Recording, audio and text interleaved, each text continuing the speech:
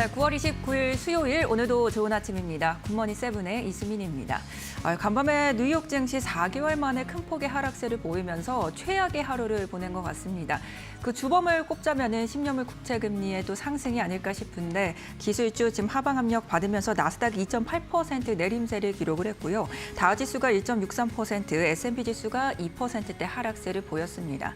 자, 먼저 전일에도 10년물 국채 금리가 1.5% 초반까지 올라오면서 지금 증시에 압력을 주는 모습이었는데 오늘은 1.55%까지 또 치솟는 모습이 확인이 됐습니다. 지금 빅테크 기업들의 내림세가 크게 나타났는데요. 알파벳, 페이스북, 마이크로소프트 모두 3%대의 하락세 보였고요. 애플과 아마존도 2% 내림세 보여줬습니다. 어제는 그래도 이 국채 금리 인상에 따라서 은행주들은 또 반사이익을 받았는데 오늘은 은행주도 함께 부진한 모습을 보였습니다. 이를 두고 골드만삭스에서는 이렇게 금리가 인상하는 시기에는 좀 단기 종목에 투자를 해보는 게 좋겠다라는 투자 의견들도 함께 내놨다는 점 체크를 해보시고요. 또 필라델피아 반도체 지수도 3% 넘게 내림세를 보이면서 또 휘청이는 모습이었습니다. AMD나 어플라이드 머티리얼즈 6% 넘게 지금 하락세 보였고요. 마이크론도 2.7%대 내림세 보여주면서 오늘 우리 시장에서의 또 기술주와 이 반도체 관련주들의 움직임 꼼꼼하게 체크를 해보셔야 될 것 같습니다. 자, 여기에다가 지금 제닛 옐런과 파월 의장의 발언들도 있었습니다. 제닛 옐런이 의회 지도부에게 이제 부채 한도 조정하지 않으면 다음 달 18일께 채무 불이행 사태 일어날 수 있다라는 경고 메시지 남기기도 했고요. 파월 의장은 어제 저희도 공급망 문제에 대해서 좀 전해드린 바가 있는데 이게 해결이 되지 않으면 인플레이션 예상보다는 오래 갈 수도 있다라는 점을 시사하고 인정했다라는 게 증시에 좀 부담을 주는 모습이었습니다. 네, 그리고 오늘 경제판 돋보기에서는 중국의 전력난도 심상치가 않습니다. 과연 증시에는 어떤 영향을 줄 수 있을지 오늘 그 분석해 보도록 하겠습니다. 자, 오늘 우리 증시 지금 뉴욕 시장을 살펴보면은 그렇게 밝지만은 않을 것 같다라는 예상이 듭니다. 어떤 표정으로 우리를 맞이할 수 있을지 오늘도 굿모닝 세븐과 1시간 꼼꼼하게 전략 세워보시길 바랍니다. 가장 먼저 해외에 썼던 마감 이슈부터 챙겨보시죠. 최효은 캐스터입니다. 네, 간밤에 나온 글로벌 뉴스들 차례대로 체크해보고 가도록 하겠습니다. 프랑스 제약사인 사노피가 현재 개발 중인 코로나19 백신이 91%에서 100%까지의 중화 효능이 있었다라는 소식이 있었습니다. 이에 따른 여러 가지 좀 이야기가 나오고 있는데 사노피에서는 현재 안전성 문제는 발견되지 않았다라고 발표를 했고요. 향후 추가적인 데이터를 공개하겠다라고 언급을 하기도 했습니다. 하지만 mRNA 백신의 연구는 중단을 하겠다라고 발표를 했는데요. 경쟁사가 선점 중이기 때문입니다. 하지만 영국의 GSK와는 계속해서 백신을 공동 개발해 나갈 것이다라고 내놓기도 했습니다. 네, 이어서 두 번째 뉴스 만나보도록 하겠습니다. 뉴욕 증시 3대 지수가 모두 하락하면서 거래를 마쳤지만 포드의 주가는 오히려 1% 넘게 상승하면서 거래를 마감했습니다. 베런스틴은 이에 대해서 포드가 가장 늦게 전기차 시장에 뛰어들었지만 주가는 오히려 빠르게 움직이고 있다라고 보도를 내놓기도 했습니다. 포드는 최근에 114억 달러의 투자 계획을 전면 발표한 바 있는데요. 테네시주와 켄터키주의 공장 설립 계획을 발표를 했습니다.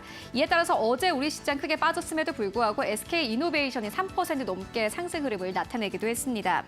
포드는 10년 안에 매출 50%가 전기차에서 나올 것이다라고 발언을 내놓기도 했는데요. 간밤 시장에서 1%의 상승 흐름으로 거래를 마감했습니다. 네, 이어서 세 번째 뉴스 만나보도록 하겠습니다. 마스터카드도 이제 BNPL 시장에 뛰어들게 됩니다. 최근 뉴욕 증시에서 가장 핫한 키워드가 바로 이 후불 결제 시스템인 BNPL인데요. 마스터카드가 영국 그리고 미국 호주에서 이 BNPL 서비스를 출시할 계획이다라고 발표를 했습니다. 2024년까지 BNPL 시장은 1,000억 달러가 넘어설 것이다라는 현재 발언들 나오고 있는 상황인데 이에 따라서 이 경쟁사들의 주가가 하락세를 보였습니다.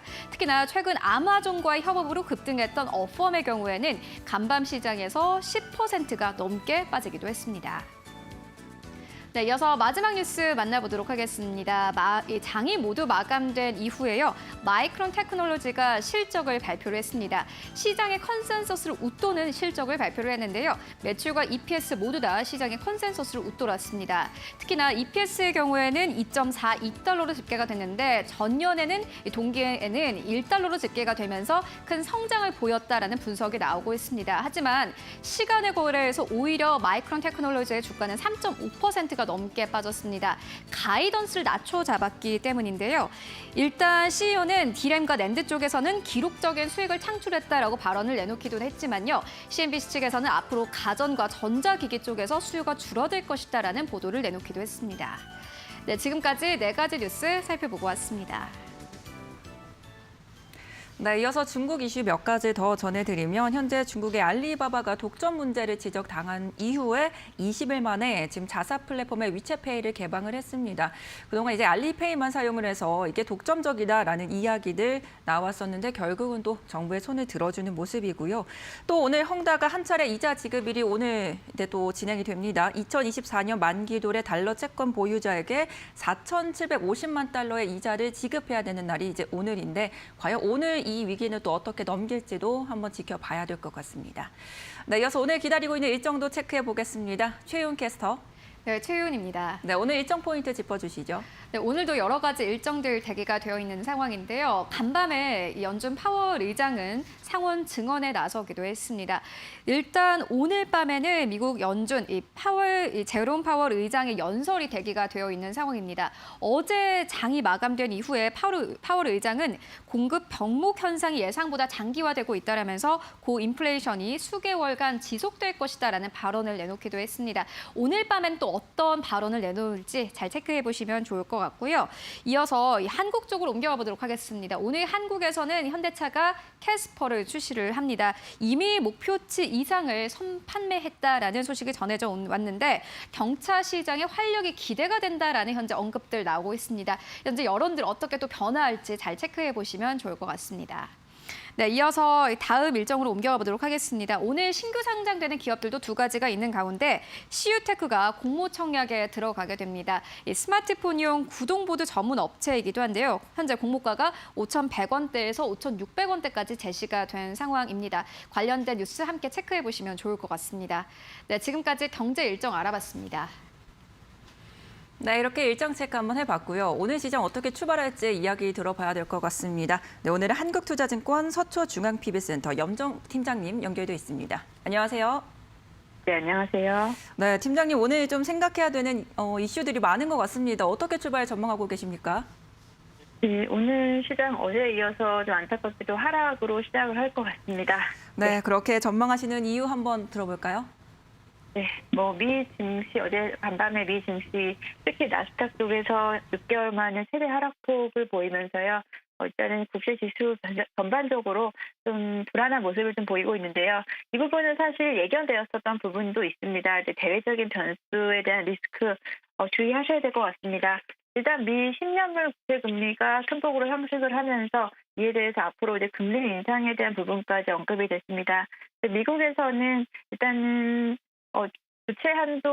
부채 한도 유예라든지 이런 부분에서 사실 지금 좀 불안정한 모습을 보이고 있습니다. 이제 부채 한도에 대한 갈등으로 인해서 이제 미 증시가 오늘 많이 흔들렸기 때문에 국내 증시 여파를 좀 보일 것으로 예상이 되고요. 약간은 개별적인 기업 이슈라고 할 수 있겠지만 역시나 우리는 이제 중국 시장의 영향을 많이 받기 때문에 중국의 형사 리스크에 대한 부분도 유의를 하셔야 되겠는데요. 특히나 중국의 형사 리스크는 이제 부동산 투자 회사이니만큼 이제 부동산 관련된 경기 민감주들, 건설, 철강 이쪽으로 좀 주의하셔야겠다고 생각이 듭니다. 그리고 또 한 가지 변수는 또 이제 원재료가 급등입니다. 올 들어서 모든 원자재 값이 다 상승을 했지만 특히나 이제 우리가 피부에 와닿을 수 있게끔 인플레이션에 대한 우려가 되는 부분들은 국제 유가라든지 천연가스 그로 인한 우리 국내에서도 가스요금 인상이라든지 전력에 대한 앞으로의 이제 가격 인상 등에 대한 부분, 인플레에 대한 부분도 시장에서는 사실 좀 매우 부정적인 요인으로 좀 볼 수 있겠습니다. 그리고 이제 국내로 돌아와 보면 어제 환율이 1,187원으로 연중 최고치로 사실 마감을 했습니다. 이 부분은 아무래도 이제 외국인들의 수급에서 조금은 좀 비우호적인 시장 환경이 됐다. 여러 가지 대외 변수가 종합적으로 봤을 때는 오늘은 좀 주의하셔야 되는 하루가 될 것 같고요. 이 부분이 어느 정도 또 지속될지에 대한 부분, 사실은 지금은 이제 현금 비중이라든지 너무 적극적인 투자보다는 관망을 계속 유지하셨을 텐데요. 여전히 더 이제 관망 모드로 조금은 좀 더 기다려 보셔야 될 것 같습니다. 네, 말씀하신 내용을 보니까 시장이 그렇게 네. 우호적이지 않습니다, 우리에게. 네. 얼마큼 오늘 버텨줄지가 중요할 것 같은데 오늘 전략 어떻게 세워보면 좋겠습니까? 네, 일부 업종 위주로 이제 조금은 제한된 상승 흐름을 보일 것으로 예상을 하는데요. 특히 에너지 관련주들의 움직임은 좀 지속될 것으로 보입니다. 국제유가 그리고 천연가스 가격이 급등한 부분에 따라서 어제도 이제 가스 관련된 기업들의 움직임이 큰 폭으로 나타났고요. 한국가스공사, SK가스 그리고 S오일 등을 일단 대장주로 보시면 될 것 같은데요. 이 부분에서는 사실은 이제 한국가스공사, SK가스 같은 경우는 가스 가격 천연가스 급등에 따른 부분도 있지만 또 수소 산업에 대한 모멘텀도 있습니다. 이렇게 일부 약간 모멘텀이 좀 살아있는 종목들 위주로만 좀 매수 쪽으로 좀 관점을 좀 주시면 좋을 것 같고요. 역시나 이제 위드 코로나 관련주들은 이제 재반등을 시도를 했었습니다. 하지만 이제 오늘 같은 경우는 조금 쉬어갈 수 있는 분위기가 좀 있기 때문에 조금 조정이 나오는 시점에 오히려 이제 매수 찬스로 보시면 좋을 것 같고요. 지금 다른 섹터들 특히나 이제 기술주에 대한 부분은 조금은 좀 부정적인 관점으로 지금은 좀 보고 있기 때문에 기술주보다는 역시나 그래도 시장에서 주도 섹터인 2차 전지, 수소 관련 섹터에서는 지금 흐름 자체는 섹터가 전반적으로 다 같이 움직인다라기보다 개별 기업에 대한 모멘텀이 좀 살아있는 그리고 기업이 신사업에 대한 동력이 좀 강력하게 드라이브를 걸 수 있는 종목들 위주로 개별 움직임을 보이고 있기 때문에 개별 종목으로 접근을 하시면 좋을 것 같습니다. 오늘같이 사실 하락장으로 예상하는 장에서 새로운 매수 기회를 찾으신다라기보다는 오늘은 조금은 좀 관망을 하시다가요. 시장의 흐름을 보시면서 포트폴리오에 대한 부분을 앞으로 구상을 하시는 게 어떻겠나 싶습니다. 네, 오늘 말씀 감사합니다. 네, 감사합니다. 네, 아무래도 지금 같은 시장에서는 개별 모멘텀에 좀 집중을 해보고 그래도 적극적인 투자보다는 관망이 중요하겠다라는 말씀 남겨주셨고요. 위드 코로나 관련해서 지금 정부에서 11월에 백신 패스를 도입하고 할 것을 이제 검토하고 있다라는 소식이 있으니까 또 미리미리 관련주들의 움직임도 체크를 해보시는 게 좋을 것 같습니다. 자, 이어서 이제 또 살펴볼 만한 기업들의 이슈와 공시도 챙겨보겠습니다. 최윤 캐스터가 전해주시죠. 네, 오늘도 4가지 기업들 살펴볼 텐데요. 최근 시장은 하락을 하고 있지만 기업의 가치가 변화하는 것은 아닙니다. 오늘은 실적 증대 기대감 나오는 4가지 기업 만나보도록 하겠습니다. 네, 첫 번째 기업은 삼성전자입니다. 이미 굿모닝 세븐 이 기업 뉴스를 통해서도 여러 번 언급을 해드렸던 기업이기도 한데요. 일단 최근 들어서 매출 증대 기대감이 나오고 있습니다. 3분기 매출이 이 분기 처음으로 사상 처음으로 70조 원대를 돌파할 것이다라는 전망들 나오고 있는데 이제는 외국계 증권사 측에서도 조금 전망을 바꾼 상황입니다. 한 달 전과 투자 의견이 현재 180도 달라진 상황인데요. 이익 전망치를 상향 조정했습니다. 이 UBS와 JP모건 모두 다 이익 전망치를 상향 조정을 했는데요. 이에 따라서 외국인들의 매수도 계속해서 들어오고 있는 상황입니다. 삼성전자에 대해서 외국인들은 9월 한 달간 1조 4,300억 원 가량을 순매수하기도 했습니다. 일단 메모리 가격 하락이 당초 우려보다 심각하지 않을 것이다라는 전망을 내놓기도 했고요. 여기에 더불어서 3분기 영업이익이 15조 원대를 넘어설 것이다라는 긍정적인 전망들 나오고 있습니다. 관련된 주가 흐름 잘 따라가 보시면 좋을 것 같습니다. 네, 이어서 두 번째 기업입니다. 듀산 퓨어셀인데요. 이 발전용 수소 연료 전지가 국내 최초로 수출길에 올랐습니다. 일단 중국의 탄소 중립의 수혜주로 다시 한번 부각을 받고 있는 분위기인데요. 최근 듀산 퓨어셀은 중국에 1,320만 달러 규모의 1.8메가와트 연료 전지의 계약을 맺은 바 있습니다. 아파트 상가에 전기와 냉난방용 열을 공급하게 됐다고 하는데요. 일단 정부의 주기기 단가가 2040년까지 3분의 1로 인하하게 된다라는 것도 역시나 이슈로 현재 부각이 되고 있는 상황입니다. 주가 흐름 잘 따라가 보시면 좋을 것 같습니다. 네, 이어서 세 번째 기업 만나보도록 하겠습니다. 삼성바이오로직스입니다. 어제 장 마감 이후에 공시가 하나 나왔는데요. 이 위탁 생산하는 로슈의 의약품 규모를 하루 만에 2배로 정정 공시를 했습니다. 2천억 원대에서 4천억 원대까지 늘어난 상황인데요. 일단 이 여러 가지 긍정적인 소식은 들려오고 있는 상황이지만 어제 시장에서는 삼성바이오로직스의 주가가 5%가 넘게 빠졌습니다. 하루 만에 시가총액이 3조 원 넘게 증발을 발표를 한 상황인데요. 코로나가 종식될 것이다라는 전망 때문이었습니다. 하지만 업계에서는 현재 백신으로 인한 매출이 크지 않기 때문에 기업의 펀더멘털에는 크게 문제가 없다라는 투자 의견을 현재 제시를 하고 있는 상황입니다. 투자에 참고해 보시면 좋을 것 같습니다. 네, 이어서 마지막 기업 만나보도록 하겠습니다. 썬데이 투즈입니다. 스마일 게이트 홀딩스가 지분 35%를 보유하고 있는 기업이기도 한데요. 스마일 게이트 관련주로는 유일한 기업이기도 합니다. 최근 스마일 게이트 관련한 뉴스가 여러 가지 나오고 있는데 어제 스마일 게이트 인베스트먼트가 470억 원 규모의 XR 밴드를 규모를 결성했다라는 소식이 들려왔습니다. 메타버스 관련 펀드였는데요. 일단 기대감 나오고 있는 상황 속에서 이 슈퍼 IP 확보에도 현재 스마일 게이트는 드라이브를 걸고 있는 상황이라고 합니다. 이 슈퍼 IP라는 것은 이 작품의 세계관을 공유를 하면서도 다른 형태나 다른 가치를 가지는 IP를 의미를 하는데요. 최근 스마일 게이트 같은 경우에는 크로스파이어가 다양한 분야로 현재 IP를 확장하고 있는 상황입니다. 관련된 주가 흐름 잘 따라가 보시면 좋을 것 같습니다. 네, 지금까지 4가지 기업 살펴보고 왔습니다. 네, 굿모닝 뷰를 통해서 다양한 이슈와 함께 일정들 또 시장 전망까지 들어봤습니다. 오늘은 어떤 종목을 살펴보면 좋을까요? 오늘은 유한타증권 메가센터 분당점 백인범 과장 연결되어 있습니다. 안녕하세요, 과장님. 네, 안녕하십니까? 네, 오늘 어떤 종목 살펴보시겠습니까? 네, 오늘 같은 경우에는 인텔리안테크, 그리고 현대일렉트릭, 하나시스템, 라이프 시멘틱스에 대한 관심 좀 이어나가시면 좋을 것 같고요.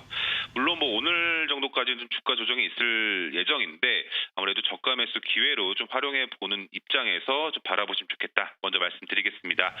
일단 인텔리안테크 먼저 말씀을 드리고 싶은데요. 일단 최근 뭐 인텔리안테크 뭐 지난 23일에 대규모 투자 결정을 공시한 점, 그리고 10월 누리호 발사 등에 대한 여러 이벤트 등을 앞두고 주가가 긍정적인 모습을 보이다. 최근 뭐 시장 조정 등과 맞물리면서 주가 조정이 좀 나온 이런 상황인데요.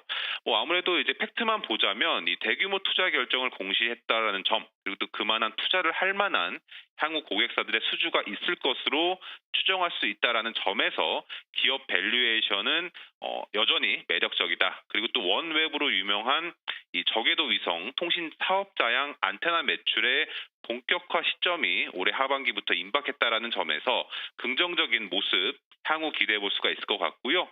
또 그리고 신규 출시될 아이폰의 이 저궤동 위성 관련 이슈가 있다라는 점 등과 더불어서 오는 10월 21일 누리호 발사가 예상되어 있다라는 점에서 아직 이벤트를 앞두고 좋은 환경은 아직까지도 마련이 되어가고 있다. 그리고 전일 시장 하락과 더불어서 주가 조정은 저가 매수 기회로 활용해봐도 좋을 것으로 예상을 하고 있고요. 특히 주가 71,000원 이하에서는 적극적인 매수 관점으로 대응해보시면 좋지 않을까라는 의견 드리겠습니다. 그리고 두 번째 종목으로는 현대일렉트릭 좀 말씀드리고 싶은데요. 현대일렉트릭 최근에 이런 주가 시장 조정 등과는 별개로 상대적으로 주가 추이가 긍정적인 모습이었다는 점에 먼저 투자 포인트를 보시면 좋을 것 같습니다. 일단 상대적으로 양호한 상반기 실적을 좀 보였었고 하반기 역시도 호실적 기대감이 유효하다라는 점에서 상반기 대비 하반기에 더 좋은 실적을 기대해 볼 만하다라는 점, 그리고 그동안 지연되었던 매출이라든가 수주 등이 하반기에 더욱 몰려 있다라는 점에서 하반기에 더욱더 좋은 실적을 기대해 볼 만하다라는 점을 투자 포인트로 보시면 좋을 것 같고요. 또 거기에 또 추가 수주까지 더해진다면 올해 하반기뿐 아니라 내년도 실적까지도 긍정적일 수 있다라는 기대감이 유입되고 있다라는 점을 지켜보시면 좋을 것 같습니다. 그리고 또 현재 주가 구간에서 좀 매물 소화 과정 최근 이어지고 있는데 상대적으로 주가가 깨지지 않고 잘 버티고 있다라는 점에서 시장 투자자들은 현대일렉트릭에 대한 긍정적인 투자 관점을 아직도 유지하고 있다라는 점을 좀 추천을 해볼 수가 있을 것 같고요. 일단 어느 정도의 매물 소화 과정을 거친다면 연말 정도 수준까지는 3만 원대 주가 수준까지는 다시 한번 기대해 볼 수 있다라는 점을 감안하시면서 종목 투자에 참고해 보자는 의견 드리겠습니다. 네, 오늘 말씀 잘 들었습니다. 네, 감사합니다. 네, 오늘 백인범의 주력 종목 먼저 인텔리안테크 제시해 주셨습니다. 어제장에서 4.9%대 내림세 기록하면서 주가 조정은 들어갔지만 오늘도 약간의 조정이 있을 수 있습니다. 하지만 적극적인 매수 기회로 삼아 볼만하다라는 종목이라고 선택해 주셨는데요. 7만 1,000원 이하에서는 적극적인 매수를 해보자라는 전략까지 함께 세워주셨습니다. 여기 현대일렉트릭도 현재 연말까지 호실적에 대한 기대감들 쭉 가져가 볼 만한 종목이다라는 이야기 해주셨는데요. 현재 외국인과 기관의 수급이 괜찮습니다. 현대일렉트릭 현재 26,600원 선에 있는데 3만 원대까지 기대해 볼 만한 종목 제시해 주셨습니다. 자, 아울러서 저희가 전해드리는 정보는 투자에 잘 활용해 보시고요. 그 투자 결과는 시청자 여러분들의 몫이라는 점 다시 한번 알려드립니다.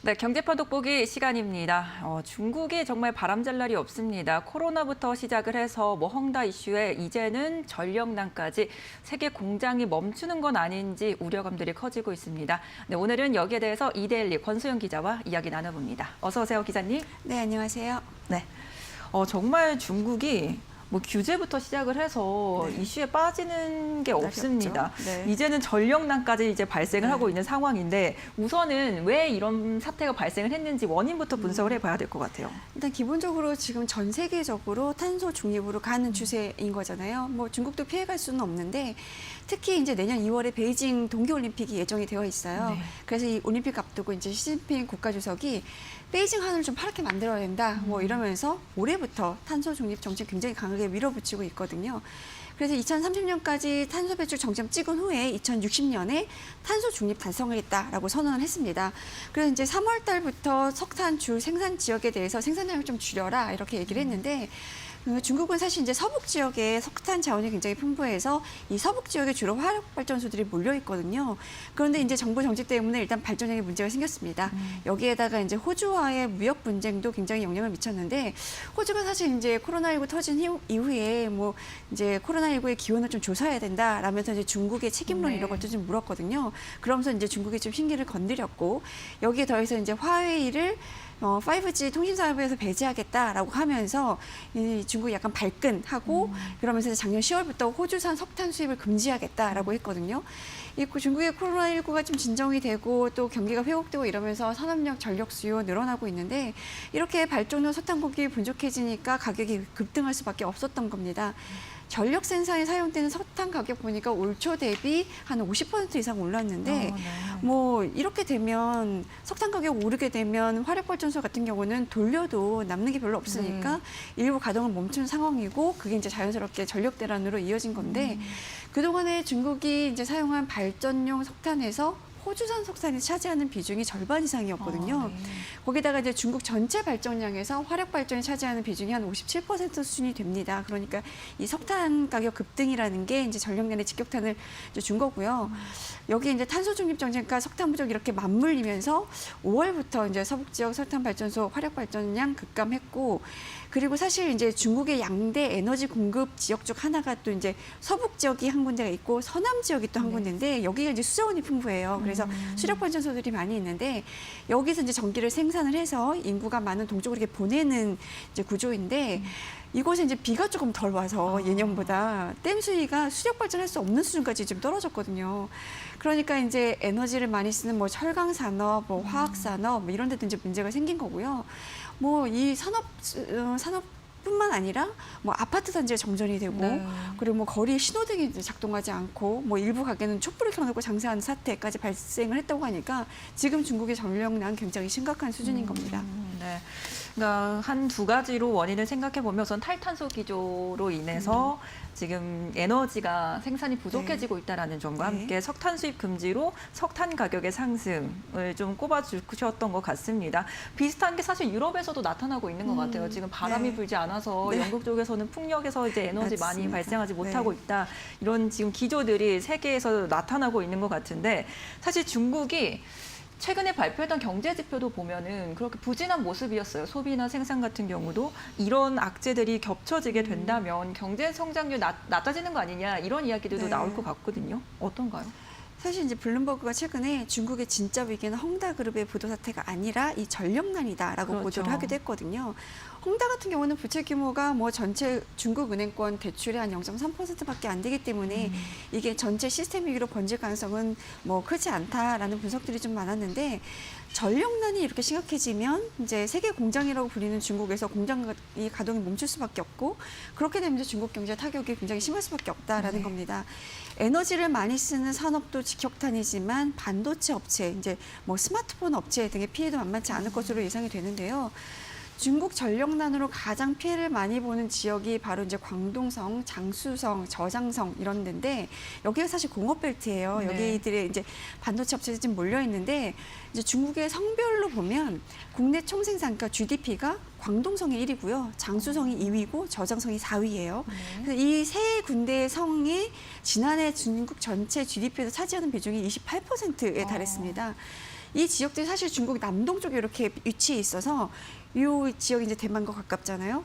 대만 반도체 제조업체들과 애플 부품 공급업체와 한 10여 개 정도가 이제 이 지역에 분포되어 있는데 애플 협력사인 이제 대만 유니마이크론 지난달 26일부터 이달 말까지 자회사 공장 3곳 이제 가동 중단했고요. 아이폰 제조업체인 폭스콘 계열사 중에 하나가 이슨 정밀 엔지니어링인데 뭐 여기를 비롯해서 아이폰 스피커 부품 업체 여기가 이제 콘크래프트라고 있는데 뭐 이런 데들 다 장쑤성의 공장 가동 중단했고요. 자동차용 반도체 칩 만드는 업체들도 생산량은 이제 일제히 멈춘 상태입니다. 그러니까 중국 경제 성장률 하향 조정 뭐 불가피한 상황인데 네. 골드만삭스가 어제 중국 올해 경제 성장률 전망치를 기존에 8.2%로 제시를 했는데 이걸 7.8%로 하향 조정했고요. 그러면서 이제 전력난 때문에 중국 산업 생산 한 44% 정도 줄어들 것이다라고 분석을 했습니다. 그리고 뭐 일본의 노무라 증권도 중국 성장률 전망치를 8.2%에서 7.7%로 낮춰 잡았는데 현재 전력난을 감안할 때 이것보다 더 낮아질 수도 있다라고 경고를 했습니다. 네. 요즘 그래서 중국의 공장이 멈추다 보니까 하늘이 맑다. 맞아요. 이렇게 말씀하시는 가을 하늘 분들도 굉장히 맑아졌죠, 굉장히 우리나라도. 많은 것 같고 실제로 네. 정말 그런 것 같기도 해요. 네, 네. 자, 그러면 이제 사실 아까 말씀해 주셨던 뭐 애플이나 글로벌 기업들의 타격들 말씀해 주셨는데 우리 뭐 국내 기업도 사실 중국에 진출해 있는 기업들이 네, 많습니다. 그렇죠. 타격이 있을 수밖에 없을 것 같거든요. 그러니까 대표적인 곳이 이제 철강입니다. 뭐 철강, 시멘트 아까 말씀드린 뭐 화학 이런 데들이 이제 에너지 사용량이 굉장히 많은 곳인데 우리나라에 이제 포스코가 타격을 입은 네. 이제 대표적인 기업으로 꼽히는데 장쑤성에 포스코 공장이 있어요. 근데 이제 스테인리스 강을 생산하는 곳인데 전력원들을 일단 일시 가동 중단했습니다. 뭐 제강과 열원은 17일부터 일부 가동 중단했고요. 냉영 같은 하공정 일부는 이제 일부 가동 중이라고 하는데 뭐 여기 더해서 이제 중국 랴오닝성에 오리온 공장이 있거든요. 네. 여기도 당국 통보를 받고 27일부터 이제 30일까지 가동 중단을 했다고 하고요. 뭐 나머지 5개 공장은 돌아가고 있다고 하니까 이제 공장 하나가 중단이 된 상태입니다. 산동성이나 라오닌성 이런 곳들에 이제 한국 기업들이 좀 있는데 이런 곳들 한 2주 전부터 공장 가동을 많이 중단했다가 다시 가동한 곳들이 좀 있다고 하고요. 이 밖에도 뭐 광둥성, 저장성, 지린성, 헤이룽장성 뭐 이런 데들 한 10여 개 성에서 산유형 전기 공급 제한했는데 이 지역에 지금 뭐 LG화학이라든가 뭐 현대차, 뭐 삼성 네. 디스플레이, 두산 뭐 이런 국내 주요 기업들의 공장이 있거든요. 그래서 이제 좀 이 추세를 예의주시하고 있는데 지금 이제 가을에서 겨울로 넘어가는 뭐 시기인데 갈수록 이제 날씨가 추워지면 전력 수요가 늘어날 수밖에 없잖아요. 그래서 전력난이 더 심각해질 거라는 이제 걱정들이 좀 나오고 있고요. 그 뭐 대안이라고 할 게 중국 동쪽 해안에 이제 원전 건설을 좀 하고 있는데 이 원전이 완공돼서 전력 생산에 기여를 좀 하려면 꽤 시간이 걸릴 텐데 그때까지는 이런 전력난들이 조금 계속 반복될 것이다라는 전망들이 좀 나오고 있습니다. 네, 오늘 중국의 전력난 이야기 지금 나누고 있습니다. 지금 뭐 계속해서 탈탄소 기조와 함께 석탄 이런 공급망 문제들 나오면서 중국뿐만 아니라 사실 뭐 유럽 쪽에서도 에너지난에 대한 이야기들이 많이 나오고 있습니다. 이에 따라서 중국의 경제 하향 불가피할 것 같고 피해를 입을 수 있는 기업들 잘 선별을 해봐야 될 것 같은데요. 관련된 종목들 체크하고 넘어오시죠. 김나은 캐스터입니다. 경제판 돋보기 시간입니다. 중국이 심각한 전력난을 겪고 있습니다. 중국의 전력난은 어제 오늘 일은 아닙니다만 석탄과 천연가스 가격이 급등하면서 상황은 더 심각해지고 있는데요. 이에 따라 어제 낙폭이 깊었던 우리 시장 속에서 관련주들, 특히나 유틸리티 관련주들은 동반 강세 흐름을 보이면서 연일 시장의 주도주로서 활약하고 있습니다. 오늘은 그 관련주들을 만나보도록 하겠습니다. 먼저 대성에너지입니다. 대성에너지는 2009년에 대성홀딩스로부터 물적 분할해서 도시가스를 제조하고 공급하는 것을 주요 사업으로 하고 있습니다. 한국가스공사로부터 가스를 공급받아서 취사용, 난방용, 영업용 도시가스 등을 공급하고 있는 건데요. 회사가 공급하고 있는 지역은 대구시 전역과 대구 인접 지역인 경산시와 달성구로 공급 권역 내에서는 독점적으로 공급하고 있습니다.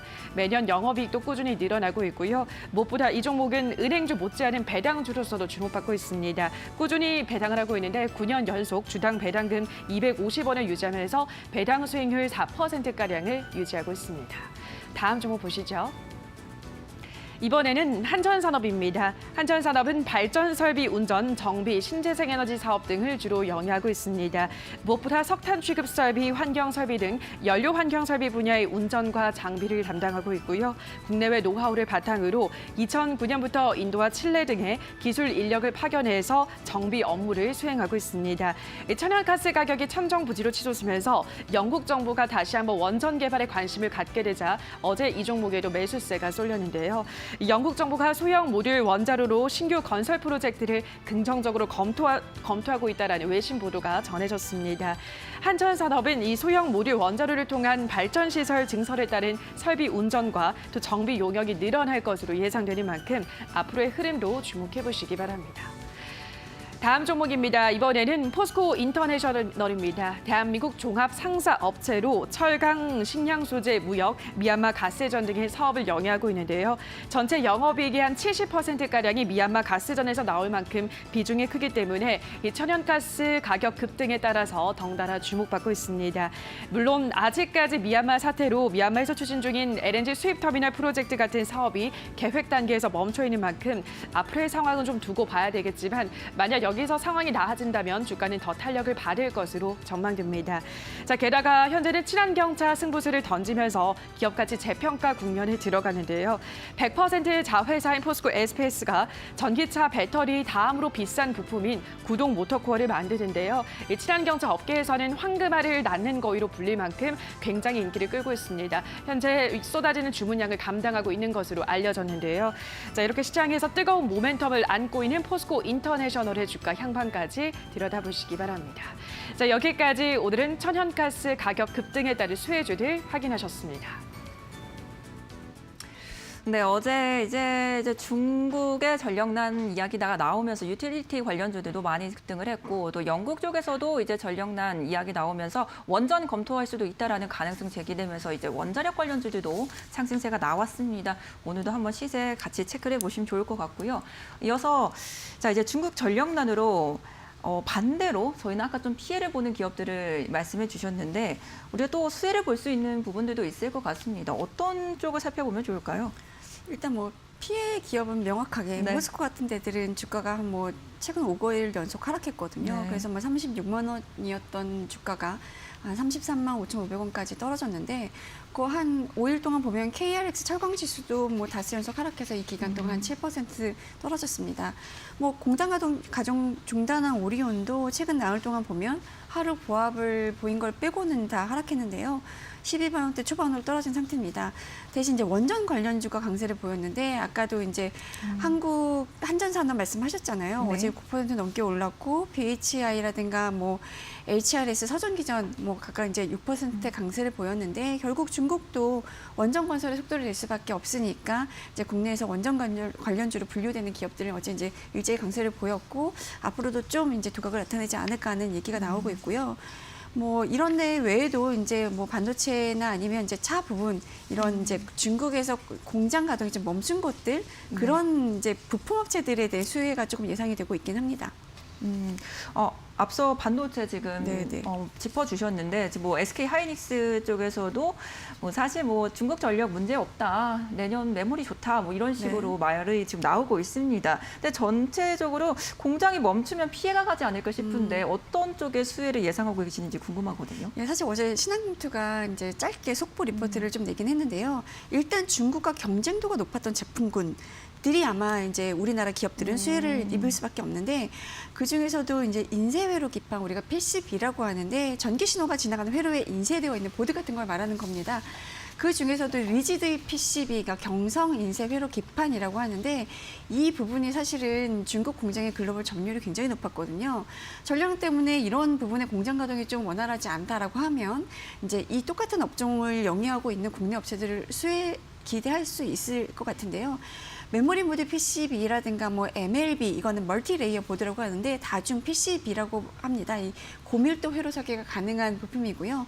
또 스마트폰 주기판으로 사용이 되는 고밀도 기판 HDI라고 하는데 이런 것들 만드는 곳들이 이제 반사이익을 얻을 수 있다라는 건데 이런 부품 만드는 거 보면 우리나라에서는 뭐 이수페타시스가 있고요. 뭐 여기는 사실 미중 무역 분쟁이 한창 진행될 때에도 굉장히 수혜주로 꼽혀왔었습니다. 또 대덕전자도 뭐 스마트폰이라든가 태블릿 뭐 PC 같은데 이제 메인보드용 HDI 혹은 이제 통신용 MLB 만들고 있고요. 또 이 밖에도 심텍이라든가 뭐 TLB, 뭐 코리아 서키트 이런 데들이 이제 PCB 업체니까 이런 데들 이제 눈여겨볼 만하고 또 카메라 모듈이나 렌즈 같은 이 부품 만드는 데들도 한국과 중국 간 경쟁력도 굉장히 높았던 이제 산업이거든요. 이 부분에서는 이제 옵트론텍이라든가 뭐 엘컴텍, 뭐 파트론, 뭐 동은 아나텍 이런 기업들이 이제 스마트폰 카메라 부품주들로 이제 분류되는 곳들이니까 이런 데들 좀 눈여겨보실 만하고 이 밖에도 이제 매출 중에서 중국 고객사 비중이 낮았던 기업, 뭐 별로 이제 영향이 없겠죠. 그리고 중국 생산 비중이 낮은 기업들 이런 데들이 뭐 상대적으로 반사 수혜를 입지 않겠냐라는 얘기들이 좀 나오고 있습니다. 네, 정말 뭐 최대 전력난이라는 이야기들이 나오고 있습니다. 중국이 정말 깜깜해지는 화면을 뭐 뉴스를 통해서도 많이 접하셨을 텐데, 자, 우리는 그래도 그 가운데 피해주, 수혜주 골라봐야겠죠. 수혜주를 뭐 유틸리티나 가스 관련주로 단순하게 생각을 할 수도 있겠지만 거기에 더 간다면 중국과 경쟁을 붙었던 관련 종목들 그리고 중국의 비중이 낮은 기업까지 생각을 확장해 보시면 좋을 것 같습니다. 지금까지 이데일리 권수영 기자와 함께했습니다. 고맙습니다. 네, 감사합니다. 네, 이어서 오늘 이데일리온 전문가들은 어떤 종목을 집중하고 있을까요? 고수의픽에서 김나은 캐스터가 전해드립니다. 고수의 픽입니다. 오늘 이데일리 전문가들은 어떤 종목을 공략할까요? 화면으로 확인해 보시죠. 먼저 이난희 전문가는 원바이오젠을 소개했습니다. 창상 피복제를 개발하는 기업으로 스마트 의료기기 시장으로 진출해서 관심을 받았는데요. 첫 제품으로는 웨어러블 블루투스 체온계를 출시한 바 있습니다. 이에 따라 코로나 사태로 비대면 진료가 대두되고 있는 상황에서 의료진의 코로나 감염 우려를 줄여줄 수 있는 만큼 의료 현장에서 앞으로 유용하게 쓰일 것으로 기대되고 있습니다. 자, 그러면서 연일 주가는 단기간에 가파르게 올라가고 있습니다. 오늘의 흐름도 체크해 보시기 바랍니다. 다음 종목입니다. 이번에는 서영원 전문가 SM라이프 디자인입니다. SM엔터 소속 회사로 인쇄, 제조, 콘텐츠 유통 사업을 영위하고 있습니다. 디즈니 플러스 관련주로 이제 오는 11월이며 한국에 출시하기 때문에 그에 따른 기대감 여전히 살아있고요. SM엔터 매각 기대감이라는 재료도 살아있습니다. 이 종목 현재는 주가 지지부진합니다만 시원한 양봉을 뽑아낼 수 있을지 확인해 보시기 바랍니다. 다음 종목입니다. 이번에는 명승부사 전문가 포스코입니다. 포스코는 이 조선용 후판을 비롯한 주요 판재류 제품의 가격을 공격적으로 인상하면서 예상보다 스프레드가 확대가 기대된다는 분석입니다. 동시에 전 세계적으로 철강이 호조를 보이면서 견조한 판매력으로 올해 3분기에는 역대 최대 실적을 다시 한번 경신할 수 있을 것으로 전망되고 있습니다. 다만 현재 중국의 전력난으로 가격 조정을 받고 있습니다. 포스코 주가 다시 상승 전환 가능할지 확인해 보시기 바랍니다. 다음 종목입니다. 이번에는 급등매매 전문가 아난티입니다. 레저 사업을 영위하고 있기 때문에 경제 재개 수혜 기대감으로 그동안 주가 상승 탄력이 붙었고요. 이번에는 남북 경협주로서 김여정 노동당 부부장이 연일 남북관계 개선에 대한 의지 있는 발언을 보여주면서 상승세가 이어졌습니다. 13,400원을 지지한다면 매수 가능하다는 전략입니다. 다음 종목입니다. 이번에는 브래핏 전문가 NK백스입니다. NK세포 치료제 전문 기업인 회사는 미국 면역 암학회에 제출한 폐암 임상 결과 초록이 채택돼서 11월에 공개할 것으로 예정되어 있습니다. 현재 회사는 암종 중에서도 대부분을 차지하는 고형암 임상에 주력하고 있는데요. 이번 결과는 암 사망률 1위인 폐암에 대한 최종 결과라면서 지난번 6종암 결과에 이어서 비소세포 폐암 치료 효과에도 효과가 있었다라는 결과를 발표했기 때문에 의미가 크다고 밝혔습니다. 주가 상승 흐름 계속 이어갈 수 있을지 눈여겨보시기 바랍니다. 자, 여기까지 오늘 고수의픽 확인하셨습니다. 더 많은 고수의 관심 종목은 오전 11시 적중 고수의 관심 종목에서 확인해 보시기 바랍니다. 여기까지 고수의픽이었습니다. 네, 이제 마지막으로 시초가에 공략할 종목 살펴보겠습니다. 오늘은 김영재 이사와 함께합니다. 어서 오세요. 네, 안녕하십니까? 네.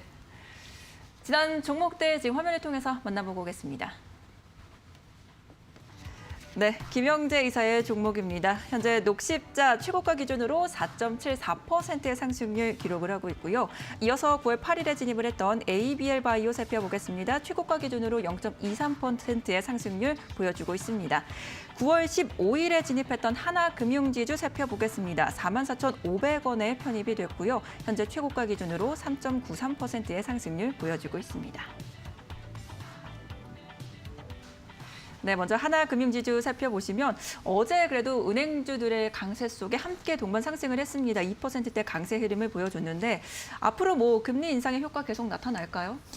네, 제가 볼 때는 사실 금리 인상 초기까지는 상승할 수 있는데 그렇지만 과거 경험상 은행주들도 금리가 지속적으로 상승할 경우에는 시장이 전체적인 그런 다운턴 현상에 동조해서 하락하는 경향이 있기 때문에 너무 이걸 가지고 장기적으로 보실 필요는 없다라고 말씀드릴 수 있겠고요.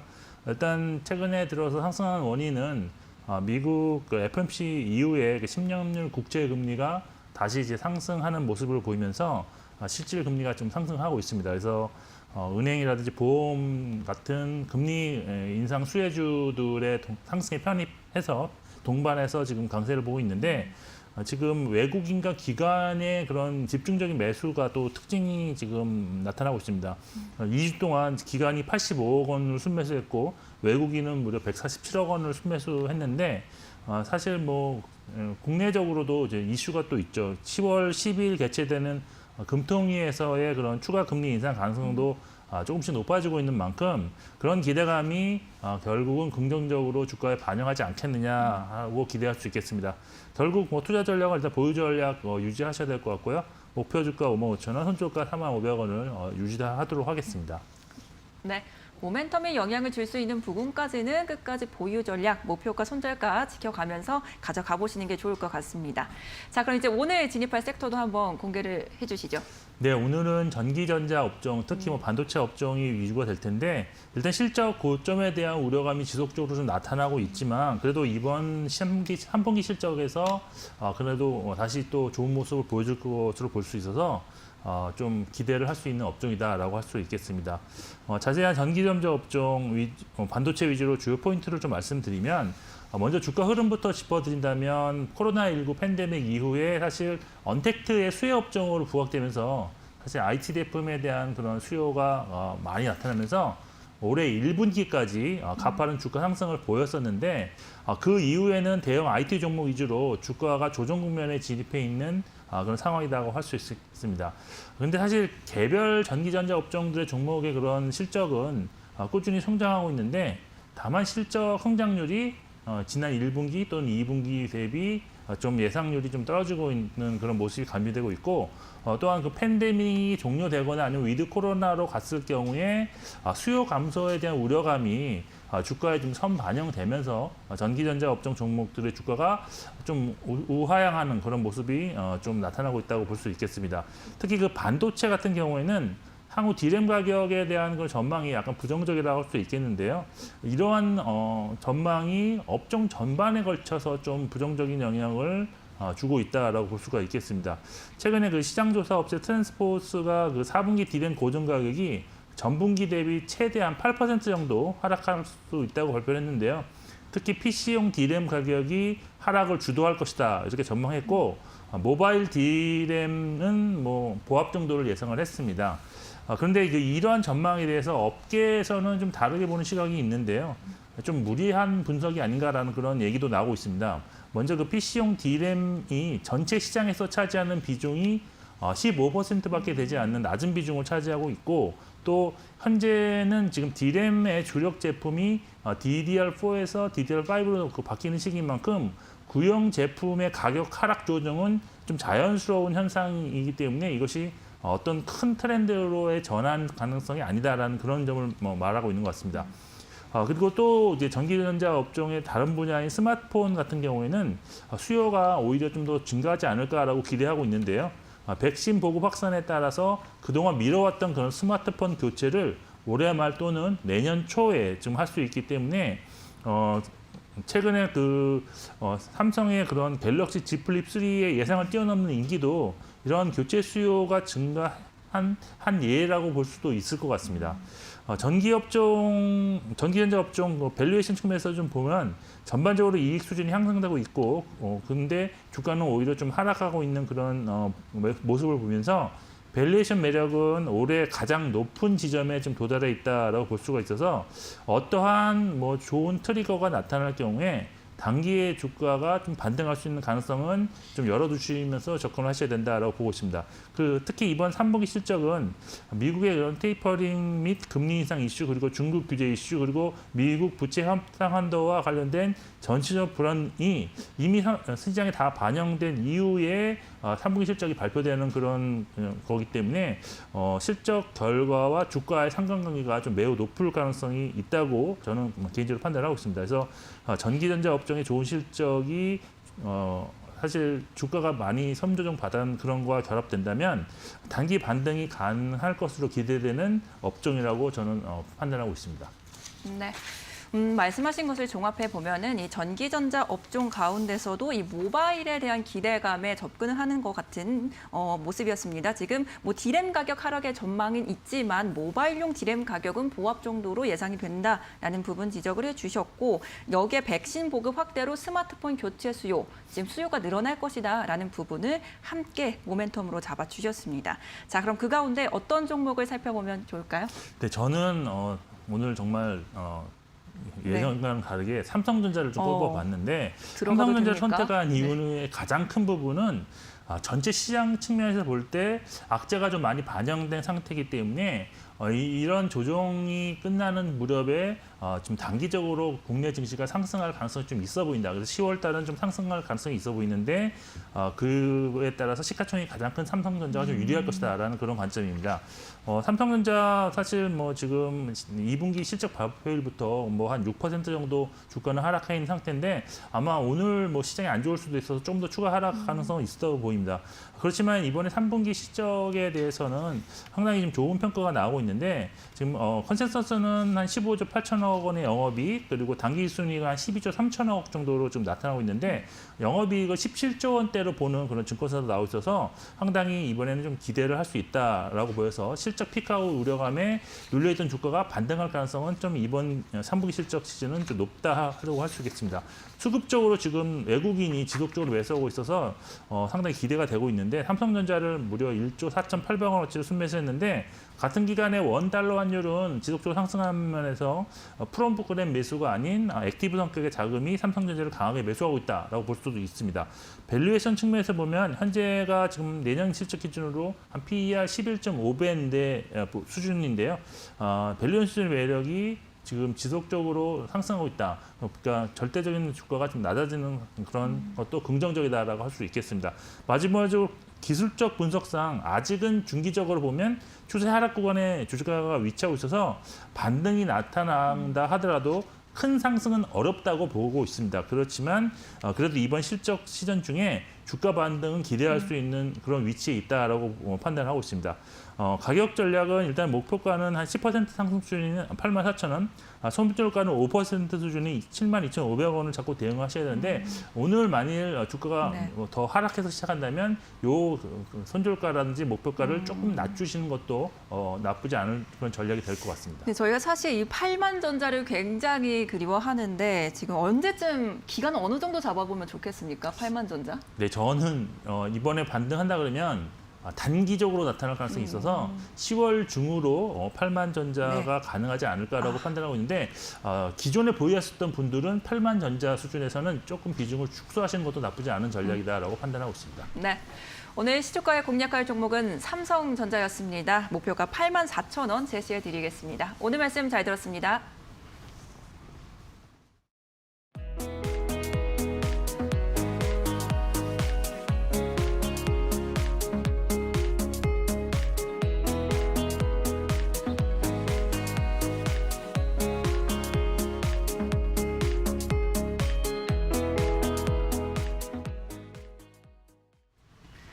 네, 굿모닝 세븐 이제 마칠 시간이 됐습니다. 시장이 어지러우니까 이제 실적 시즌도 앞두고 있고요. 이제는 다시 실적인가라는 이야기들 나오고 있습니다. 꾸준히 체크해 보시고요. 또 굿모닝 에이스 통해서 개장 함께 하시겠습니다. 저희는 내일 오전에 다시 찾아뵙겠습니다. 함께 해주신 여러분 고맙습니다.